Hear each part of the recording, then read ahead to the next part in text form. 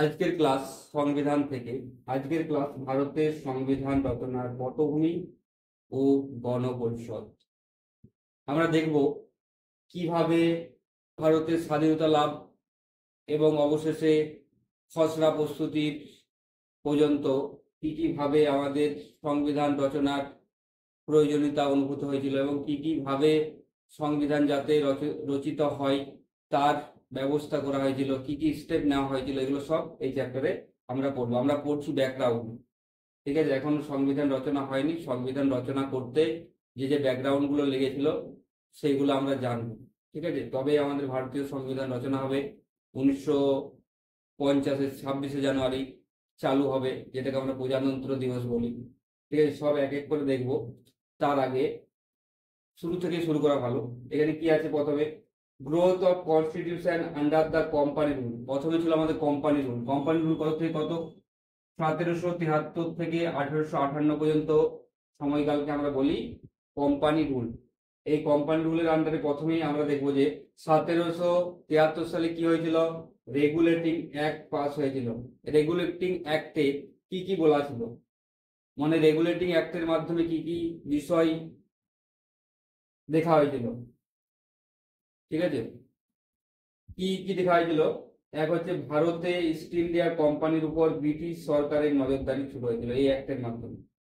আমাদের যে তৎকালীন যে ইস্ট ইন্ডিয়া কোম্পানি ছিল, সেই ইস্ট ইন্ডিয়া কোম্পানিটা কোম্পানির আন্ডারেই ছিল, সেইটার উপর ব্রিটিশ সরকার নজরদারি শুরু করেছিল। কোন অ্যাক্টের মাধ্যমে? এই রেগুলেটিং অ্যাক্ট 1773। এবং যে গভর্নর অফ বেঙ্গল যেটা ছিল, গভর্নর অফ বেঙ্গল, সেই পদটাকে খারিজ করে দিয়ে এখন কি তৈরি হয়েছিল? Governor general of Bengal. পরীক্ষা আছে, এই গভর্নর অফ বেঙ্গল থেকে গভর্নর জেনারেল অফ বেঙ্গল তৈরি হয়েছিল, মানে বাংলার গভর্নর থেকে বাংলার গভর্নর জেনারেল পদ তৈরি করা হয়েছিল। এবং যে আমাদের যে বোম্বাইয়ের যে গভর্নর ছিল, বোম্বাইয়ের গভর্নর, তারপরে মাদ্রাসের যে প্রেসিডেন্ট ছিল, এই দুটোকে গভর্নর জেনারেল অফ বেঙ্গলের আন্ডারে রাখা হয়েছিল। এরপর দেখবো 1774 সালে সুপ্রিম কোর্ট প্রতিষ্ঠা হয়েছিল। সুপ্রিম কোর্টে তৎকালীন যে মেম্বার তখন ছিল একজন প্রধান বিচারপতি আর 3 জন বিচারপতিকে নিয়ে গঠিত হয়েছিল সুপ্রিম কোর্ট, যেটা 1774 সালে, ঠিক আছে? তখন আমাদের প্রধান বিচারপতি কে ছিল? স্যার এলিজা ইম্পে, ঠিক আছে? পরীক্ষা আছে, স্যার এলিজা ইম্পে যখন 1774 সালে প্রথম সুপ্রিম কোর্ট প্রতিষ্ঠিত হয়েছিল। তারপর আমাদের যে গভর্নর জেনারেল যিনি ছিলেন, এই যে গভর্নর জেনারেল অফ বেঙ্গল তৈরি করা হলো, প্রথমে বললাম। এই গভর্নর জেনারেল অফ বেঙ্গলকে সহায়তা করার জন্য 4 সদস্য বিশিষ্ট একটা এক্সিকিউটিভ কাউন্সিল গঠিত হয়েছিল। তাহলে গভর্নর জেনারেলকে কে সাহায্য করতো? 4 সদস্যের একটা এক্সিকিউটিভ কাউন্সিল। আমরা কোথায় আছি? কোম্পানি রুলে আছি এখনো পর্যন্ত। 1773-এর রেগুলেটিং অ্যাক্টের যে ত্রুটি বিচ্যুতি সেগুলো দূর করার জন্য পিটস ইন্ডিয়া অ্যাক্ট এসেছিল 1784 সালে, পিটসের ভারত শাসন আইন। এটাকে বলা হয় অ্যাক্ট অফ সেটেলমেন্ট। পিটের ভারত শাসন আইনকে কি বলা হয়? অ্যাক্ট অফ সেটেলমেন্ট বলা হয়। এবং হচ্ছে যে কোম্পানির আমাদের যে কোম্পানির বাণিজ্যিক এবং রাজনৈতিক কার্যকলাপ পৃথক করা হয়। বাণিজ্যিক আর রাজনৈতিক কার্যকলাপ পৃথক করা হয় এই আইনের মাধ্যমে। এবং কি হয়? দুটোকে কন্ট্রোল করার জন্য দুটো আলাদা আলাদা বোর্ড গঠন করা হয়। যেমন হচ্ছে বাণিজ্যিক কাজকে কন্ট্রোল করার জন্য কোর্ট অফ ডাইরেক্টরস গঠিত হয়। রাজনৈতিক যে কার্যকলাপ সেগুলোকে কন্ট্রোল করার জন্য বোর্ড অফ কন্ট্রোল গঠিত হয়। তাহলে কি হলো? বাণিজ্যিক কার্য আর রাজনৈতিক কার্যকে পৃথক করা হলো। এবং বাণিজ্যিক কার্যকে কন্ট্রোল করার জন্য কি করলাম? কোর্ট অফ ডাইরেক্টর ফরমেশন হলো। এবং রাজনৈতিক যে কার্যকলাপ সেগুলোকে কন্ট্রোল করার জন্য বোর্ড অফ কন্ট্রোল গঠন করা হলো। এবং দেখবো যে এই পিটসের ভারত শাসন আইন অনুসারে ভারতে কোম্পানির সাম্রাজ্যকে কি বলা হয়? ব্রিটিশ পজিশনস ইন ইন্ডিয়া বলা হয়। ব্রিটিশ পজিশন ইন ইন্ডিয়া বলা হয়। এবং কোম্পানির যে বাণিজ্যিক এবং প্রশাসনিক কার্যকলাপে ব্রিটিশ সরকারকে সর্বোচ্চ ক্ষমতা প্রদান করা হয়, মানে ব্রিটিশ সরকার যেটা বলবে সেটাই হবে। যদি কোম্পানির কোনো বাণিজ্যিক কার্যকলাপই হোক বা প্রশাসনিক কার্যকলাপে হোক, সেক্ষেত্রে আমাদের কোম্পানি, আমাদের যে সেক্ষেত্রে আমাদের যে ব্রিটিশ সরকার ছিল, ব্রিটিশ সরকার যেটা বলে দেবে সেটাই মানতে হবে কোম্পানিকে। ঠিক আছে, এটা ছিল পিটসের ভারত শাসন আইন। এরপর দেখবো আমরা চার্টার অ্যাক্ট 1813। এই সমস্ত অ্যাক্টের মাধ্যমে কি হয়েছে, কোম্পানির যে ইস্ট ইন্ডিয়া কোম্পানির যে শাসনভার আস্তে আস্তে ব্রিটিশ সরকারের হাতে চলে যাচ্ছে। ইআইসি মানে east India company, east India কোম্পানির একচেটিয়া বাণিজ্যিক কার্যকলাপের অবসান ঘটে। মনে হচ্ছে যে মনোপলি যেটা ছিল, মানে ওরা একাই বিজনেস করবে, একচেটিয়া বিজনেস করবে, সেটার কার্যকলাপের অবসান ঘটে চার্টার অ্যাক্ট 1813 মাধ্যমে। ঠিক আছে, এই যে মনোপলি লেখা আছে, মনোপলির অবসান। অন্যান্য ইউরোপীয় বণিকদের বাণিজ্য করার সুযোগ দেওয়া হয়। ঠিক আছে, তারপর হচ্ছে খ্রিস্টান মিশনারি যারা ছিল তাদের ভারতে ধর্ম প্রচারের অধিকার দেওয়া হয়। এইটা হচ্ছে চার্টার অ্যাক্ট 1813। এখন আমরা কোম্পানি রুলে আছি।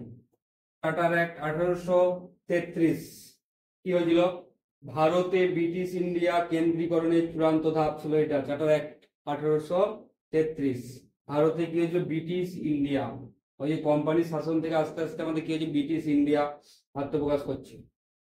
এটি কেবলমাত্র প্রশাসনিক সংস্থায় পরিণত হয়। এই যে এত কোম্পানির শাসন ছিল, এই যে পুরো জিনিসটা কিসে এলো, কেবলমাত্র একটা প্রশাসনিক সংস্থায় পরিণত হলো। কিসের মাধ্যমে, চার্টার অ্যাক্ট 1833 এর মাধ্যমে। গভর্নর জেনারেল অফ বেঙ্গলকে পরিণত করা হলো গভর্নর জেনারেল অফ ইন্ডিয়া, অর্থাৎ বাংলার গভর্নর জেনারেল পদকে হাটিয়ে দেওয়া হলো এবং তার পরিবর্তে একটা নতুন পদ সৃষ্টি করা হলো যার নাম হলো গভর্নর জেনারেল অফ ইন্ডিয়া বা ভারতের গভর্নর জেনারেল। প্রথম ভারতের গভর্নর জেনারেল কে ছিলেন, লর্ড উইলিয়াম বেন্টিং। পরীক্ষায় প্রশ্ন আসে তখন কি অ্যান্সার লিখবে, লর্ড উইলিয়াম বেন্টিং। এবং কি করা হলো, আমাদের যে সিভিল সার্ভিস পরীক্ষা যে হয়, সিভিল সার্ভেন্ট পরীক্ষার জন্য আগে শুধু ইংরেজরাই বসতে পারতো, এখন কি হলো, উবাদ প্রতিযোগিতা করে দেওয়া হলো। সিভিল সার্ভেন্ট নিয়োগের জন্য কি করা হলো, উবাদ প্রতিযোগিতা করে দেওয়া হলো। এবং গভর্নর জেনারেল এবং তার যে একটা এক্সিকিউটিভ কাউন্সিল ছিল তাদেরকে কি করা হলো, উবাদ ক্ষমতা দেওয়া হলো। ঠিক আছে, এবং একটা ল মেম্বার যোগ করা হলো, a law member to the executive council of governor general was included. মনে হচ্ছে যে গভর্নর জেনারেলের যে এক্সিকিউটিভ কাউন্সিল ছিল সেই কাউন্সিলে একজন ল মেম্বারকে অ্যাড করা হলো। এরপর দেখবো চার্টার অ্যাক্ট 1853। এখানে কি হলো, ম্যাক কোয়ালি কমিটি 1854 সালে সরকারি কর্মী নিয়োগের জন্য উবাদ কম্পিটিশন বা ওপেন কম্পিটিশনের চালু করলো। আইন বিভাগ, এবং এটা সবথেকে ভালো পয়েন্ট, চার্টার অ্যাক্ট 1853 সবথেকে ভালো পয়েন্ট হচ্ছে এটা, আইন বিভাগ এবং শাসন বিভাগ পৃথককরণ করা হলো। মানে লেজিসলেটিভ আর এক্সিকিউটিভ বডির মধ্যে পার্থক্য করা হলো এই প্রথমবার।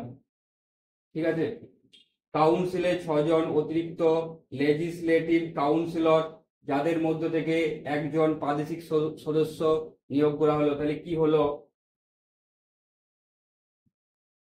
আমাদের যে লেজিসলেটিভ কাউন্সিলর যে ছিল সেখানে 6 জন অতিরিক্ত সদস্য নিয়োগ করা হলো, যাদের মধ্যে একজন এক একটা প্রদেশ থেকে আসবে। ঠিক আছে, এইভাবে আমাদের কোম্পানি রুল শেষ হলো। এরপর শুরু হবে ক্রাউন রুল। কোম্পানির শাসন শেষ হয়েছিল 1858 সালে, তারপর শুরু হলো দা ক্রাউন রুল, যেটা ভারতের স্বাধীনতা লাভ পর্যন্ত, অর্থাৎ 1947 সাল পর্যন্ত চলেছিল। তাহলে ক্রাউন রুল কত থেকে কত, 1858 থেকে 1947 পর্যন্ত। এরপর আমরা দেখব ভারত শাসন আইন। জিওআই বলতে কি, government of India act. Bharat শাসন আইন 1858 কি কি হয়েছিল, এই অ্যাক্টটাকে বলা হয় act of good government of India. কি বলা হয়, act of good government of India. এটা চালু করেছিলেন কে, এই যে আইনটা, এই আইনটা চালু করেছিলেন কে, তৎকালীন প্রাইম মিনিস্টার ছিলেন কে, পাল মার্স্টন, তিনি চালু করেছিলেন। ভারতের শাসনভার চলে এসেছিল ইআইসি মানে ইস্ট ইন্ডিয়া কোম্পানির পরিবর্তে আমাদের মহারানী ভিক্টোরিয়ার হাতে। গভর্নর জেনারেল অফ ইন্ডিয়া ছিল, তাকে করে দেওয়া হলো ভাইসরয় অফ ইন্ডিয়া। এবং এই ভাইসরয় অফ ইন্ডিয়াই হচ্ছে ভারতবর্ষে ব্রিটিশ ক্রাউনের প্রতিনিধি করবে। ঠিক আছে, প্রথম আমাদের যে ভাইসরয় তিনি ছিলেন লর্ড ক্যানিং। যাদের এই ভাইসরয়, তারপরে হচ্ছে যে governor general of Bengal, governor of Bengal, এগুলোই ভুল হয়, তাদের জন্য একটা সূত্র বলে দেবো, পরে ভুল যাবে না, ঠিক আছে? আমি একটা শর্ট ভিডিওতে সূত্রগুলো সব বলে দেবো। বোর্ড অফ কন্ট্রোল আর হচ্ছে কোর্ট অফ ডাইরেক্টরস অবলুপ্তির মাধ্যমে দ্বৈত শাসনের অবসান হয়। আমি বলেছিলাম কোম্পানির যে বাণিজ্যিক রুল এবং প্রশাসনিক রুল দেখার জন্য দুটো বোর্ড গঠন হয়েছিল, একটা হচ্ছে বোর্ড অফ কন্ট্রোল আর একটা হচ্ছে কোর্ট অফ ডাইরেক্টরস। এবং হচ্ছে যে এই দুটার যে অবলুপ্তি হয়েছিল গভর্নমেন্ট অফ ইন্ডিয়া অ্যাক্ট 1858 মাধ্যমে, তার ফলে কি হয়, দ্বৈত শাসন ব্যবস্থার অবসান ঘটলো। এবং যে ভারত সচিব বলে একটা পদ সৃষ্টি করা হলো, যিনি ভারত সচিব ছিলেন তিনি হচ্ছে 15 সদস্য বিশিষ্ট কাউন্সিল অফ ইন্ডিয়ার চেয়ারম্যান নিযুক্ত করা হলো। তাহলে এই পর্যন্ত কারো কোনো অসুবিধা? ইন্ডিয়া কাউন্সিল অ্যাক্ট 1861, ঠিক আছে? 1861 সালের ইন্ডিয়া কাউন্সিল অ্যাক্টে কি কি বলা হয়েছিল? তিনটা নতুন আইন পরিষদ গঠন করা হয়েছিল, একটা হচ্ছে যে বেঙ্গল, একটা হচ্ছে নর্থ ওয়েস্ট ফ্রন্টিয়ার, ঠিক আছে, যেটা উত্তর পশ্চিম সীমান্ত প্রদেশ যেটা বলে, আর একটা হচ্ছে পাঞ্জাব কাউন্সিল। তাহলে কি বললাম? একটা হচ্ছে বেঙ্গল, একটা হচ্ছে নর্থ ওয়েস্ট ফ্রন্টিয়ার্স, একটা হচ্ছে পাঞ্জাব কাউন্সিল গঠিত হয়েছিল। এবং কি হয়েছিল, ভারতের যে বিচার ব্যবস্থা ছিল তার সংস্কার সাধন করা হয়েছিল। এবং কি আমাদের হচ্ছে যে ডিসেন্ট্রালাইজেশন মানে বিকেন্দ্রীকরণ স্টার্ট হয়েছিল, তার মাধ্যমে এই যে process of decentralization started by restoring the legislative power to Bombay and Madras presidency. Bombay এবং মাদ্রাস প্রেসিডেন্সিকে লেজিসলেটিভ পাওয়ার দেওয়ার মাধ্যমে কি হয়েছিল, ডিসেন্ট্রালাইজেশনের প্রসেসটা শুরু হয়েছিল। এছাড়া কি হয়েছিল সেই সময় আমরা দেখব, কলকাতা, বোম্বাই, মাদ্রাজ এই তিনটা জায়গাতে হাইকোর্ট প্রতিষ্ঠা হয়েছিল। আগে দেখেছিলাম সুপ্রিম কোর্ট প্রতিষ্ঠা হয়েছে, এখন দেখলাম যে এই তিনটা জায়গাতে হাইকোর্ট প্রতিষ্ঠা হয়েছিল। এবং আংশিকভাবে যে প্রাদেশিক যে আইনসভাগুলো ছিল সেগুলোকে কিছু আইন প্রণয়নের জন্য ক্ষমতা দেওয়া হয়েছিল। আর যে ভাইসরয় সৃষ্টি হলো, আগের আইনে দেখলাম আমরা ভাইসরয়ের হাতে কি অর্ডিন্যান্স, রুলস এবং উডাস জারি করার ক্ষমতা অর্পিত হলো। অর্ডিন্যান্স যে জারি হলো, এটা অর্ডিন্যান্স একবার জারি হয়ে গেলে 6 মাস পর্যন্ত ভ্যালিড থাকতে পারতো। এরপর দেখবো আমরা ইন্ডিয়ান কাউন্সিল অ্যাক্ট 1892, এর মাধ্যমে কি হলো, যেটা আমাদের লেজিসলেটিভ কাউন্সিল বা আইনসভাকে বাজেট পর্যালোচনা করার ক্ষমতা দেওয়া হলো। 2 নম্বর হচ্ছে বিশ্ববিদ্যালয়, district board, municipality, zamindar, chamber of কমার্সকে প্রাদেশিক কাউন্সিলের সদস্য নিয়োগের সুপারিশ করার ক্ষমতা দেওয়া হলো। এই দুটো দেওয়া হয়েছিল আমাদের ইন্ডিয়ান কাউন্সিল অ্যাক্ট 1892 এর দ্বারা। ইন্ডিয়ান কাউন্সিল অ্যাক্ট 1909, তার মানে হচ্ছে যে 1909 সালে ভারতীয় কাউন্সিল অ্যাক্ট। এখানে কি এটা কি বলা হয়, এটা মোস্ট পপুলারলি এটাকে বলা হয় মরলে মিন্টো রিফর্ম বা হচ্ছে যে মরলে মিন্টো সংস্কার আইন।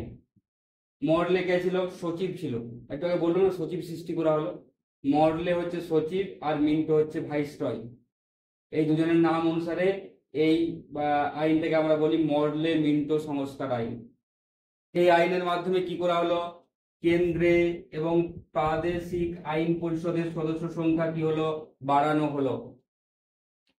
এবং এই প্রথমবার সাম্প্রদায়িকতার ভিত্তিতে নির্বাচন চালু হলো এবং মুসলিমদের জন্য পৃথক নির্বাচন মণ্ডলী গঠিত হলো। লর্ড মিন্টোকে আমরা বলি father of communal electorate. Lord Minto কি বলা হয়? Father of communal electorate. কারণ হচ্ছে যে সাম্প্রদায়িকতার ভিত্তিতে যে নির্বাচন চালু হয়েছিল সেটা লর্ড মিন্টোই প্রথম চালু করেছিলেন। এবং আমাদের দেখব সত্যেন্দ্র প্রসাদ সিনহা, ইনি কে ছিলেন? প্রথম ভারতীয় law member, first Indian law member ছিলেন সত্যেন্দ্র প্রসাদ সিনহা। তো এরপর দেখি আমরা জিওআই অ্যাক্ট 1919 মানে গভর্নমেন্ট অফ ইন্ডিয়া অ্যাক্ট 1919 বা 1919 সালের ভারত শাসন আইন কি ছিল? এটা বলা হয় মন্টেগু চেমস্ফোর্ড সংস্কার। তাহলে 1919 ভারত শাসন আইনকে কি বলা হয়? মন্টেগু চেমসফোর্ড সংস্কার। পরীক্ষার জন্য খুব ইম্পর্টেন্ট। কি করা হয় এর মাধ্যমে আমরা দেখব। এক হচ্ছে প্রাদেশিক সরকারকে স্বায়ত্ত শাসনমূলক প্রতিষ্ঠান গঠনের বিষয়ে অধিক ক্ষমতা দেওয়া হয়। তাহলে স্বায়ত্ত শাসনমূলক প্রতিষ্ঠান গঠন করবে কে? প্রাদেশিক সরকাররা। কেন্দ্রীয় আইনসভাকে দ্বিকক্ষ করা হয়। আমরা দেখবো যে আমাদের এখন কেন্দ্রীয় আইনসভা দুই কক্ষ আছে, লোকসভা আছে, রাজ্যসভা আছে,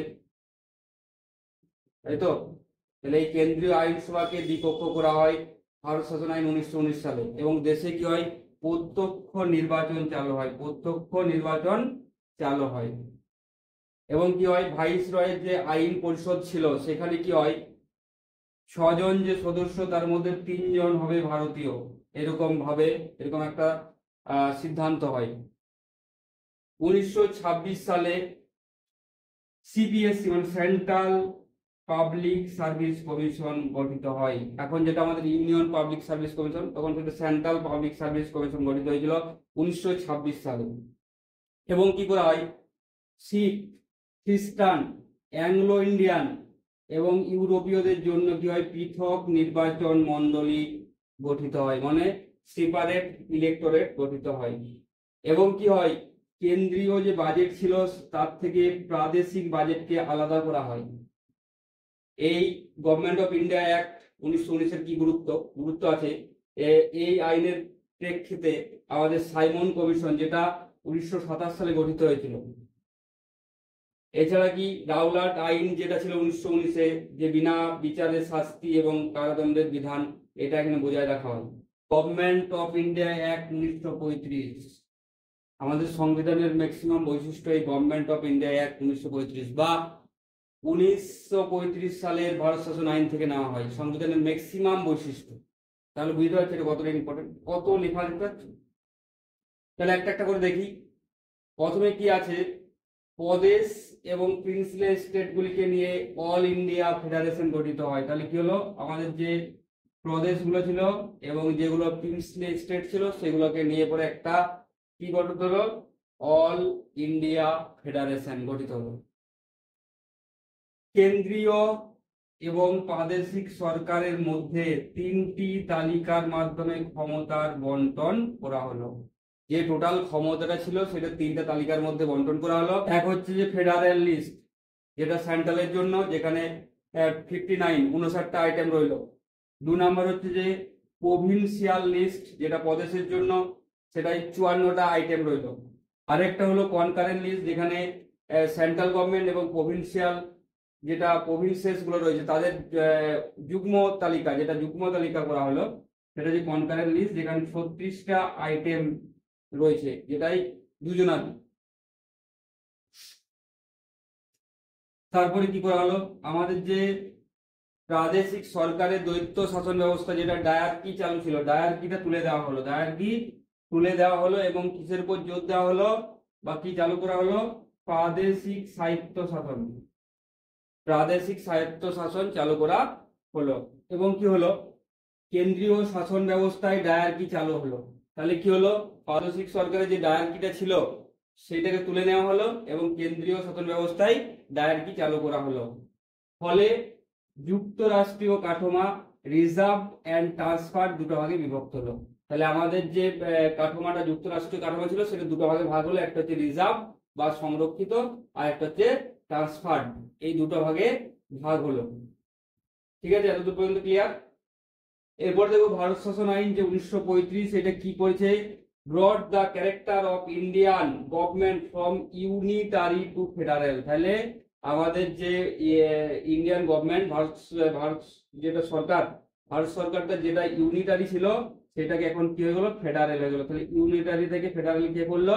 গভর্নমেন্ট অফ ইন্ডিয়া অ্যাক্ট 1935। এরপর দেখো পিছিয়ে পড়া জাতি, ব্যাকওয়ার্ড ক্লাসেস, মহিলা, ওমেন, লেবার, শ্রমিকদের জন্য কি করলো? পৃথক নির্বাচন মণ্ডলী গঠন করা হলো। সবচেয়ে ভালো ইম্পর্টেন্ট পয়েন্ট এটা যে আরবিআই এর প্রতিষ্ঠা হলো। আরবিআই যেটা হচ্ছে রিজার্ভ ব্যাংক অফ ইন্ডিয়া। ঠিক আছে, আরবিআই যেটা প্রতিষ্ঠা করা হলো, রিজার্ভ ব্যাংক অফ ইন্ডিয়া, কত সালে? 1935 সালে। এছাড়া কি প্রভিন্সিয়াল পাবলিক সার্ভিস কমিশন গঠিত হয়। আগে দেখলাম আমরা সেন্ট্রাল পাবলিক সার্ভিস কমিশন গঠিত হয়েছিল। এবার কি হলো, প্রভিন্সিয়াল পাবলিক সার্ভিস কমিশন গঠিত হলো।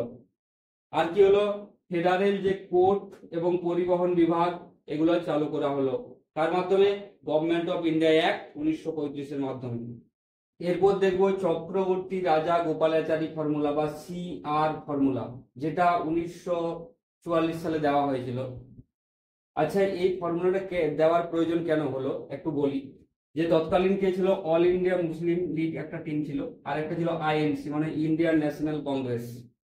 এই দুটো যেটা রাজনৈতিক যে অচলাবস্থা চলছিল দুটো টিমের মধ্যে, সেটা সমাধানের জন্য চক্রবর্তী রাজা গোপালাচারী একটা প্রস্তাব পেশ করেছিল, যেটা CR ফর্মুলা নামে পরিচিত। এই ঝামেলাটা কিসের? ঝামেলাটা হচ্ছে যে মুসলিম লীগের বক্তব্য হচ্ছে যে, কি বক্তব্য, যে মুসলিম আর হিন্দু দুটো পৃথক জাতি, তাই মুসলিমদের জন্য আলাদা পাকিস্তান প্রদেশ চাই। এইটা হচ্ছে যে মুসলিম লীগের দাবি।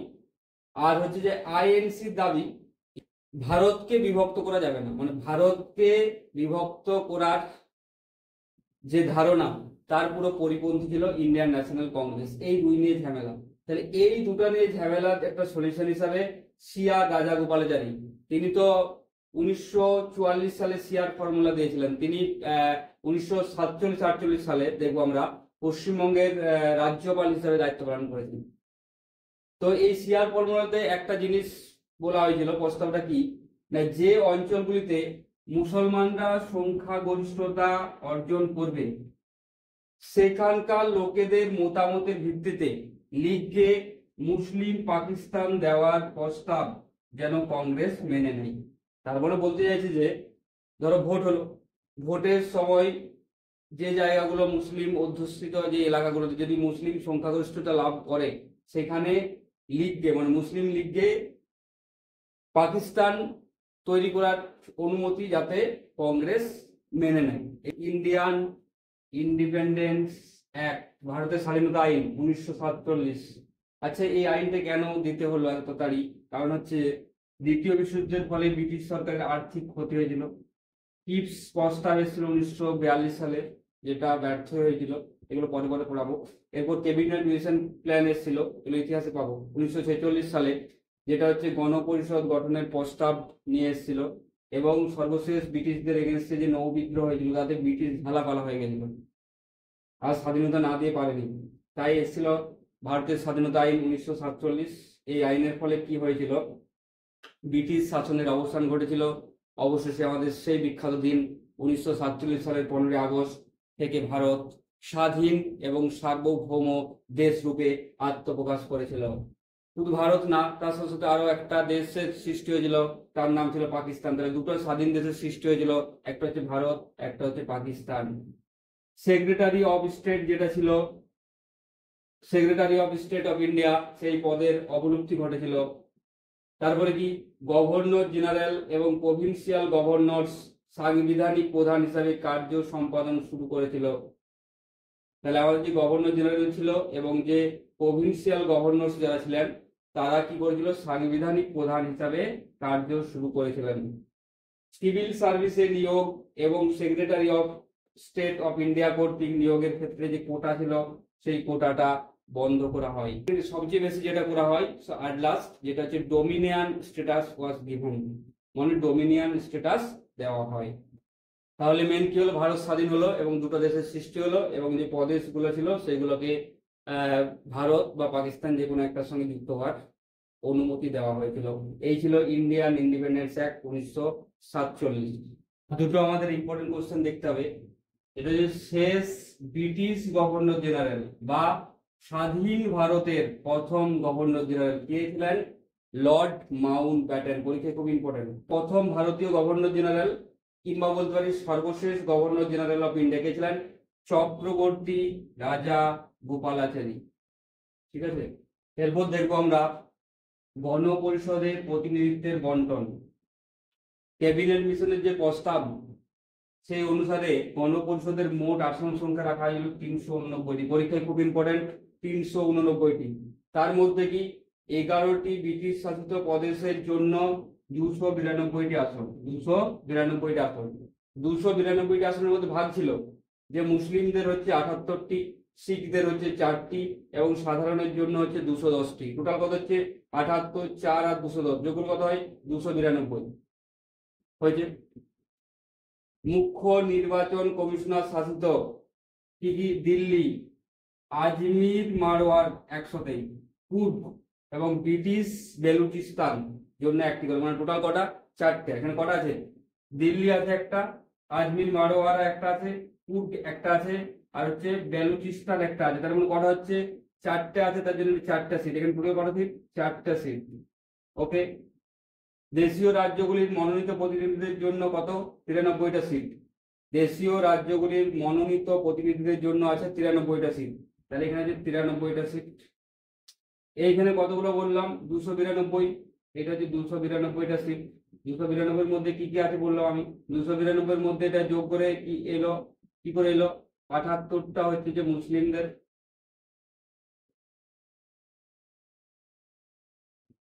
শিখদের হচ্ছে যে 4, সাধারণের জন্য হচ্ছে যে 210। এই তিনটে যোগ করলে কত হচ্ছে টোটাল? এই যে 78, 4 আর 210 যোগ করলে কত হচ্ছে? 292 হচ্ছে। 78, 4 আর 210 যদি যোগ করি তাহলে আসবে 292। তাহলে আমাদের টোটাল সিট কতগুলো হলো? যোগ করি। 3 আর 4, 7 আর 2, 9, 9 9, 18 8, হাত থেকে তার 1, 2 আর 1 3। কত সিট সংখ্যা বলেছিলাম? 389 মিলে গেল। এরপর দেখবো গণপরিষদে কমিটি এবং তার সভাপতি। এক হচ্ছে খসড়া কমিটি, যার সভাপতি ছিল কে? বাবা সাহেব আম্বেদকর। এরপর আসবো আমরা স্টিয়ারিং কমিটি, যার সভাপতি ছিল ডক্টর রাজেন্দ্র প্রসাদ। ইউনিয়ন পাওয়ার কমিটি, যার সভাপতি ছিল কে? জওহরলাল নেহেরু, পণ্ডিত জওহরলাল নেহেরু। এছাড়াও union constitution committee, Jawaharlal Nehru. State committee, Jawaharlal Nehru. Fundamental right sub committee, যার সভাপতি ছিল জেবি কৃপালিনী। তারপরে advisory committee on fundamental rights, minorities, tribal and excluded area, যার সভাপতি কে ছিল? সর্দার বল্লভভাই প্যাটেল। তারপরে মাইনরিটিজ সাব কমিটি, যার চেয়ারম্যান কে ছিল? HC. Mukherjee. Committee on functions of the constituent assembly, মানে গণপরিষদের জন্য ফাংশনের জন্য যে কমিটি গঠন করা হয়েছিল তার চেয়ারম্যান ছিল জি.ভি. মাভালঙ্কার। তারপরে দেখবো ad hoc committee on national flag, কি হবে ক্যান্সার? ডক্টর রাজেন্দ্র প্রসাদ। এরপর দেখবো স্বাধীন ভারতের প্রথম মন্ত্রিসভার সদস্যগণের তালিকা। 1947 সালে কে কোন বিষয়ের মন্ত্রী ছিল সেটা আমরা দেখি একটু। জওহরলাল নেহেরুকে রাখা হয়েছিল পররাষ্ট্র এবং প্রধানমন্ত্রী হিসাবে। বল্লভভাই প্যাটেল ছিলেন স্বরাষ্ট্র এবং তথ্য সম্প্রচার মন্ত্রী হিসাবে। রাজেন্দ্র প্রসাদ খাদ্য ও কৃষি মন্ত্রী হিসাবে। জন মাথায় রেল মন্ত্রী হিসাবে, রেল ও পরিবহন দপ্তরের। জগজীবন রাম শ্রম দপ্তরের মন্ত্রী ছিলেন। বলদেব সিং প্রতিরক্ষা মন্ত্রী ছিলেন। সি.এইচ. ভাবা বাণিজ্যের দপ্তর সামলাতেন। মৌলানা আজাদ শিক্ষা, রফিক আহমেদ যোগাযোগ, সি গোপালাচারী শিক্ষা ও চারুকলা, ভি.এন. গ্যাডগিল শ্রম খনি শক্তি, গ্যাডগিল যোজনা আমি বলেছি ইকোনমিক্স আগের দিন।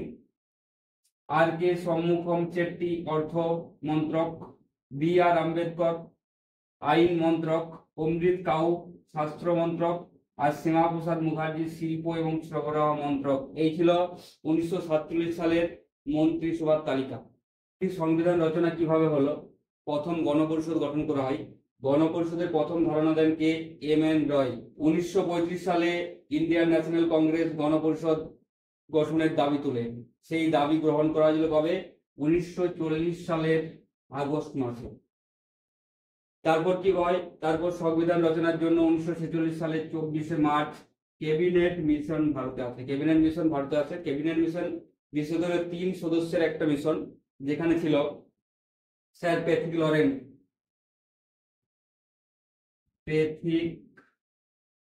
লরেন্স, তিনি ছিলেন হেড, ঠিক আছে।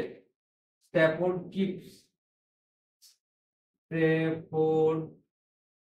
ক্রিপস, আর কে ছিল? এ.ভি. আলেকজান্ডার। এ.ভি. আলেকজান্ডার।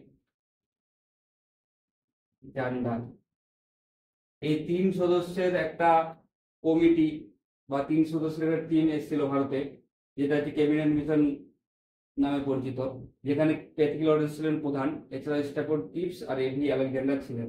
তারা একটা প্রস্তাব দিয়েছিলেন এবং বলেছিলেন যতক্ষণ না সংবিধান গঠন হচ্ছে ততক্ষণ পর্যন্ত আমাদের যে অন্তর্বর্তীকালীন সরকার চলবে, ঠিক আছে। আরেকটা হিন্দু মুসলমান বা আমাদের যে প্রভিন্সিয়াল স্টেট রয়েছে বা যে সমস্ত আঞ্চলিক রাজ্যগুলো ছিল সেগুলোর জন্য একটা কোটা ফিক্স করে দিতে হবে। এরপর ক্যাবিনেট মিশনের প্রস্তাব অনুসারে গণপরিষদের মোট আসন হয় 389টা। 389টা, যেটা আমি বলেছিলাম 292 প্লাস 4 প্লাস 93, এটা আমি আগে বলেছি, একটু ভিডিও ব্যাক করে দেখে এসো।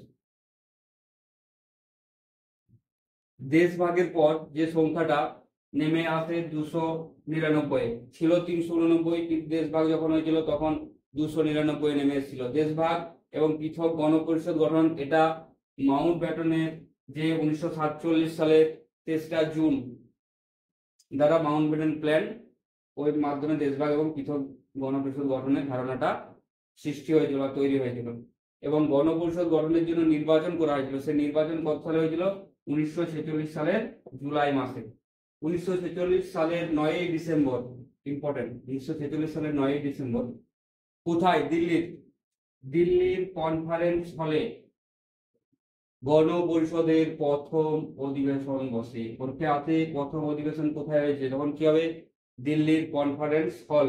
কত সালে? 1946-এর 9ই ডিসেম্বর। এখানে 207 জন সদস্য অংশগ্রহণ করেছিল, যেখানে সভাপতি কাকে রাখা হয়েছিল? ডক্টর সচিদানন্দ সিংহ বা ডক্টর সচিদানন্দ সিনহা লেখে অনেকে। ইনি ছিলেন অস্থায়ী সভাপতি, অস্থায়ী। পরের মিটিংয়ে অর্থাৎ 1946 সালের 11ই ডিসেম্বর ডক্টর রাজেন্দ্র প্রসাদকে কি করা হয়? স্থায়ী সভাপতি নির্বাচিত হন। এছাড়া এইচ.সি. মুখার্জি আর ভিটি কৃষ্ণমাচারী ভাইস প্রেসিডেন্ট ছিল, দুজন, ঠিক আছে।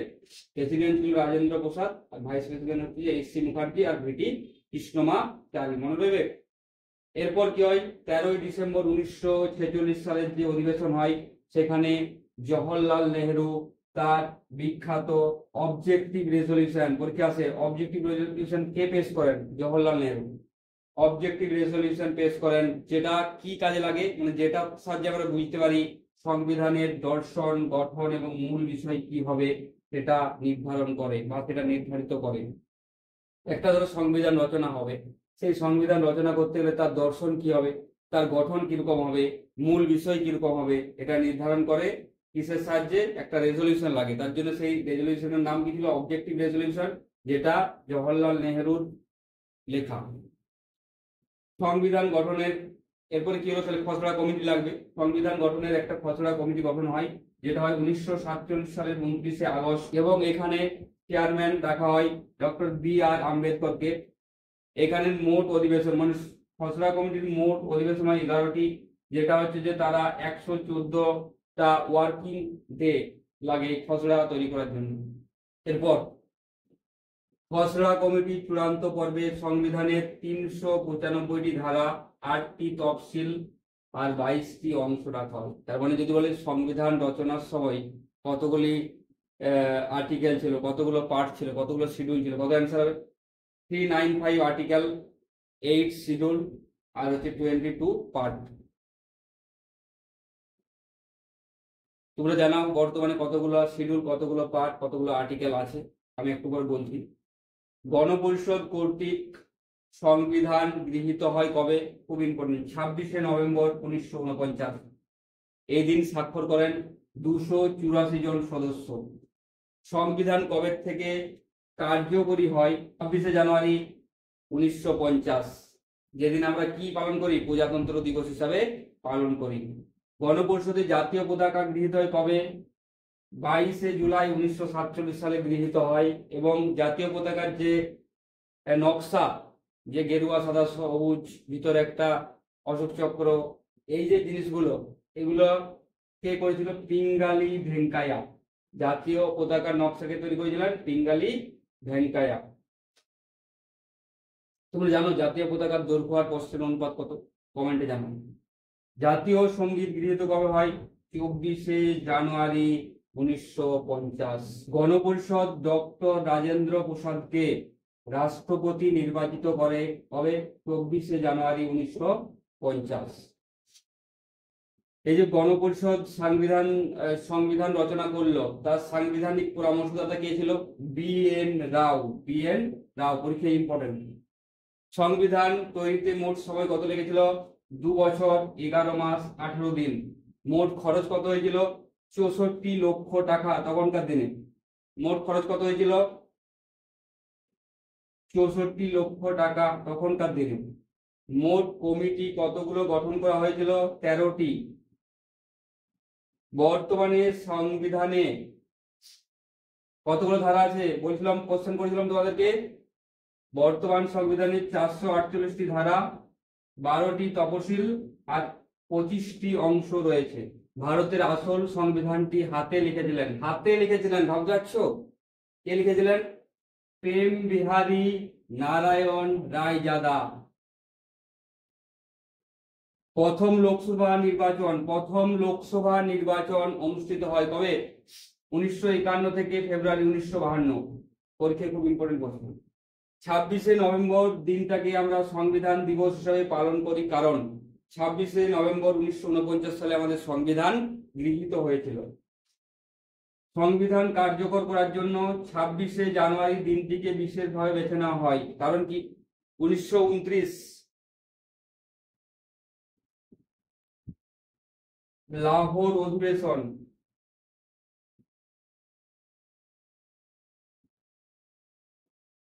1929 ডিসেম্বর মাসে লাহোরে একটা অধিবেশন হয়েছিল, ঠিক আছে? সেই অধিবেশনে একটা সিদ্ধান্ত নেওয়া হয়েছিল যে 1930 26শে জানুয়ারি পূর্ণ স্বরাজ দিবস পালন করব। পূর্ণ স্বরাজ দিবসটা কি? কারণ আমরা জাতীয় পতাকা উত্তোলন করব, পূর্ণ স্বরাজ দিবস পালন করব, আমরা স্বাধীন, নিজেদেরকে স্বাধীন ঘোষণা করব। তাই ওই দিনটাকে স্মরণ করে রাখার জন্য এই যে 26শে জানুয়ারি 1930, তো এই 26শে জানুয়ারিকে স্মরণ করে রাখার জন্য এই 26শে জানুয়ারিকে আমরা কি করলাম? প্রজাতন্ত্র দিবস হিসাবে চালু করলাম। গণপরিষদের শেষ অধিবেশন কবে হয়? 24শে জানুয়ারি 1950। এই ছিল আজকের ক্লাস, অনেক বড় ক্লাস। ধৈর্য ধরে শোনার জন্য ধন্যবাদ। আর যদি চ্যানেল ভালো লেগে থাকে তাহলে চ্যানেলটিকে সাবস্ক্রাইব করে দিন।